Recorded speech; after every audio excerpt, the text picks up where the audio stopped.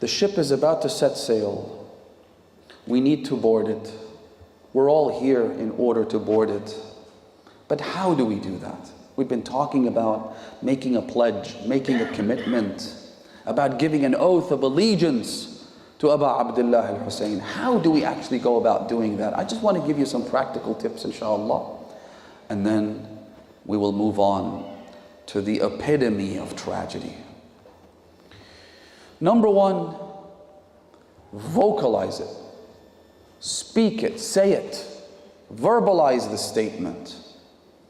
In the ziyarat of Imam al-Husayn, the ones that have been reported in our authentic collections, such as Kamil al-Ziyarat by Ibn Quluway, there are multiple visitations where we say the following: Labbayk da'i Allah. I am at your beck and call. O caller on behalf of God, Labbayk. I am here. I am ready. I want to join you.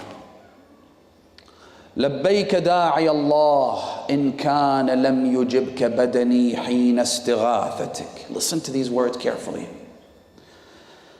If my body wasn't there physically so that I would respond to you when you called out for help. ولساني حين استنصارك.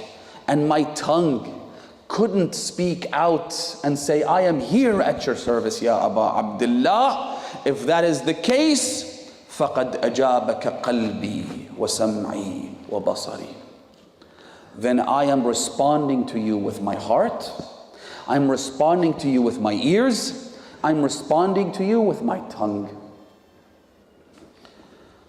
With my eyes, excuse me. In some versions of the ziyarah, it elaborates even further. It mentions the hands, it mentions the feet, it mentions every organ in the body. All the senses. What are we saying here? What's this about?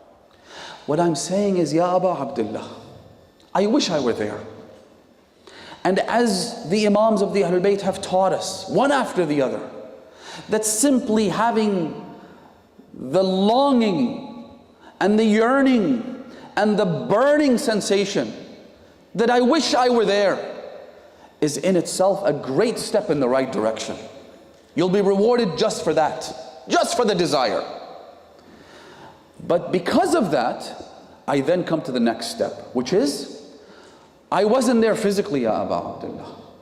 My tongue couldn't speak out on that day and say Labbayk, as even the children did. Labbayk Ya Amma, like Al-Qasim ibn al-Hasan, Abdullah ibn al-Hasan, and others. However, I can now give you my pledge of allegiance. I can give you my oath, my commitment, that my heart will house and harbor none other than you. What do we say in Ziyarat Ashura? Inni silmun liman salamakum. Say it out loud. Silmun liman harbun liman waliyun liman walakum aduwun liman adakum. In other words, the most strategic actions, the decision to go to war or to establish peace, revolves around what? Abu Abdullah al-Husayn, Imam al-Husayn. So when the imbecile says that the killers of Imam al-Husayn might have had some good things, they might have contributed to this or that, what do you tell them? Silmun liman salamakum harbun liman harabakum. You are to me an enemy right now. By standing in the enemy camp, by praising the killers of Imam al-Husayn, that puts you squarely in the middle of their camp. I couldn't care less who you are, what you call yourself, whether you declare the founding of a new religion, which I suspect is going to happen at some point, or you choose to stay closeted and continue to claim to be a Shia. It doesn't matter. Labels don't matter. Names don't matter. What matters is where you stand vis-a-vis Husayn. In reference to Husayn, where do you stand? Because my philosophy in life is silmun liman salamakum, harbun liman harabakum. I don't care if it's my parents, if it's my siblings, if it's my own family, I don't care. You stand in the camp of the enemies of Imam Husayn and claim that you love Imam Husayn? So, my heart will accommodate none other than you, Ya Aba Abdullah. And my allegiance is to none other than those who have given you their allegiance. And that also works the other way, which means that if there's someone that I don't like, someone that I have a personal problem with, someone that I have a vendetta against, but if that person is a wali of Imam al-Husayn, truly, genuinely, if you were to sit down and think, my beef with this person, my problem with this person, is it personal? If it is personal, the question then is this person a wali of Imam al-Husayn, a follower? Does he take Imam al-Husayn as his leader and guardian? If the answer is yes, then I don't care. I will put everything aside and I will be his friend. And I'll be someone who takes him as a guardian for myself. وَلِيٌّ لِمَنْ وَالَاكُمْ عَدُوٌّ لِمَنْ عَادَاكُمْ. It works both ways, which is why the love of Imam al-Husayn, the allegiance to Imam al-Husayn is the greatest unifying element in all of history.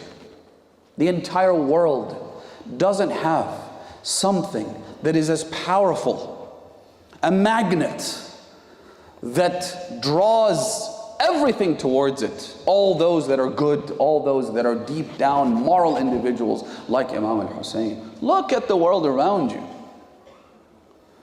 They can kill the Shia as they have done for the last 14 centuries. They can try to eradicate us, they can try to exterminate us, they can try to do whatever it is they can. But at the end of the day, look at what Imam al-Husayn does to us every Muharram. Look at what he does to us every Ashura. How he brings us all together, people from different walks of life, different backgrounds. Imam al-Husayn himself says in Dua Arafah, and he's describing the mawqif in Arafat to those in Hajj. He says, Ilahi, O Allah, alat laka al-aswatu bi sunuf al-lughat. He says, oh God, look at how all these voices have been raised for you in multiple languages. And I've always remembered when I read that segment in Dua Arafah, I've always been reminded of the fact that the lovers of Imam al-Husayn are exactly the same.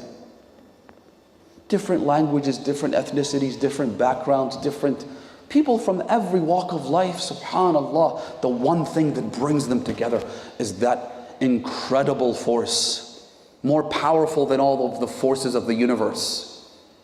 Brings together all of these contradictions.